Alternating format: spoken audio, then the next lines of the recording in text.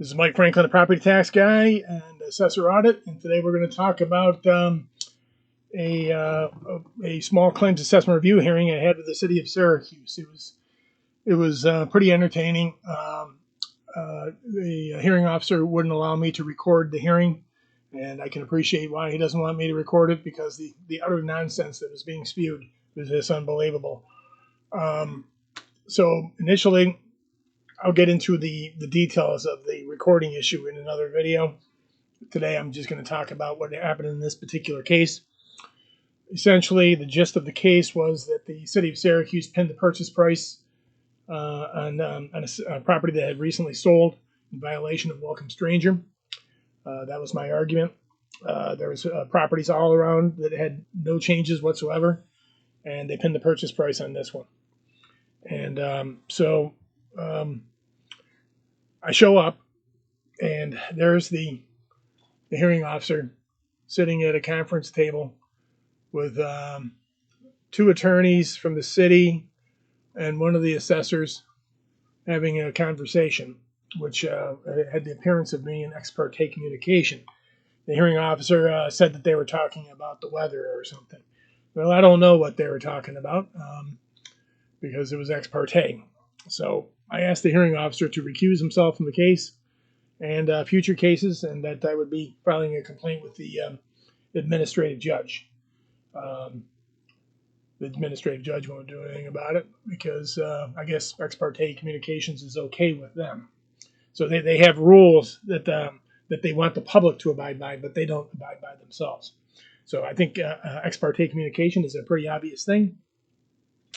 Again, the hearing officer claimed that they were just talking about the weather or something. But I had a previous case where the assessor and he were locked in another part of the town of Lysander that I couldn't get into, and they were most certainly talking about our case, which is highly inappropriate, and he knew it. And but he's pretending that it didn't happen. But I'm not going to be too hard on the hearing officer. They're not paid a lot of money, and it's quite a bit of work, and I appreciate him, him doing that. But what I want to instill in him is that the rules apply to everyone.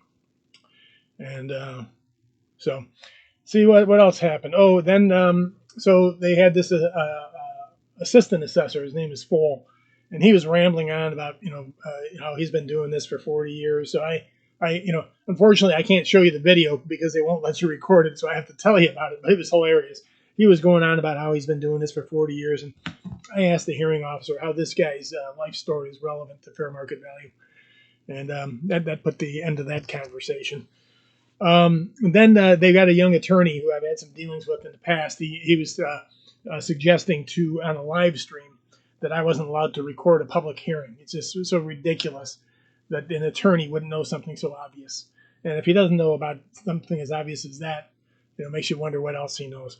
But in the case, he tried to make an argument that this case should be dismissed, claiming that I didn't participate in the bar hearing in good faith, because in the hearing, in the bar hearing, I told them that that I wasn't presenting any data because the city didn't give me any data, and so that I couldn't make any determinations. So he's saying that makes it disqualifies us for having this hearing because we didn't act in good faith. The only problem with that argument is it had nothing to do with this case. What he's referring to happened in another case. In that case, I didn't take the SCAR, and so his argument is ridiculous. He's he should pay more attention to what it is that he's doing. Then I think the chief attorney, he sat there, and the only thing he did was nod his head when I asked him if his name was Mr. Black, and he nodded his head. But that's all he said the entire time that I can recall. What more is it? The Fool, I refer to him as Fool. He indicated that he had assessed every property on the street, and it's just utter nonsense. He's just a damn liar, is what he is. And but this particular hearing officer doesn't swear people in, which is fine because nobody's ever been arrested for perjuring themselves in a SCAR hearing. But hopefully the hearing officer knows the guy's full of baloney. So basically, it was a welcome stranger violation. They pinned the sales price. The next door neighbor had no increase. The ones that did the sales, he pinned it at 100%, and but the non-sales he didn't.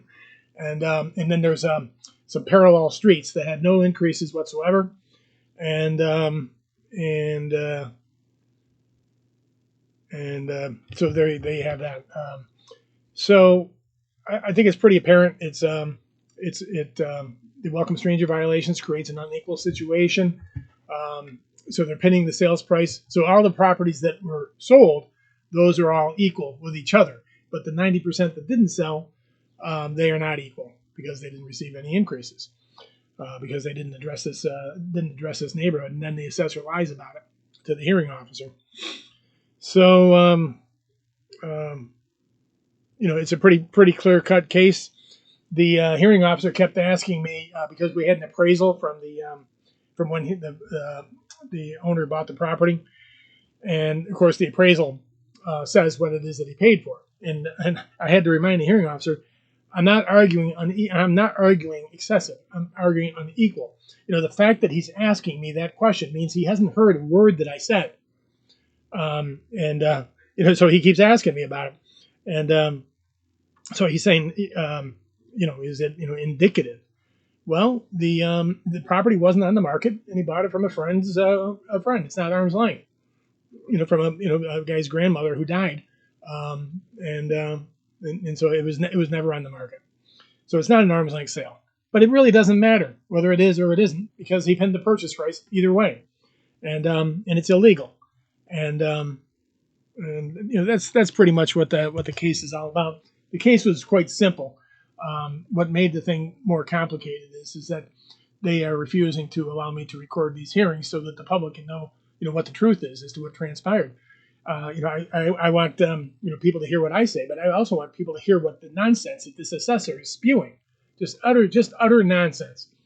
And they're at 64.5%. They haven't been at 100% since 1997, and it just creates unequal situations all over the place.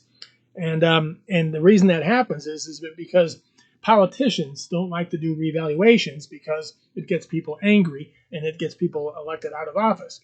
But the thing is, the city's being paid to do the job.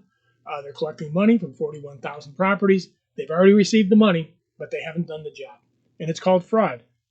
Contractors who receive money but don't do the job go to jail. But that's exactly what the city's doing. And somehow they get away with it since 1997. And that's why we have this unequal situation. If they were at 100%, we wouldn't be having this conversation. But they aren't. This is Mike Franklin, the property tax guy.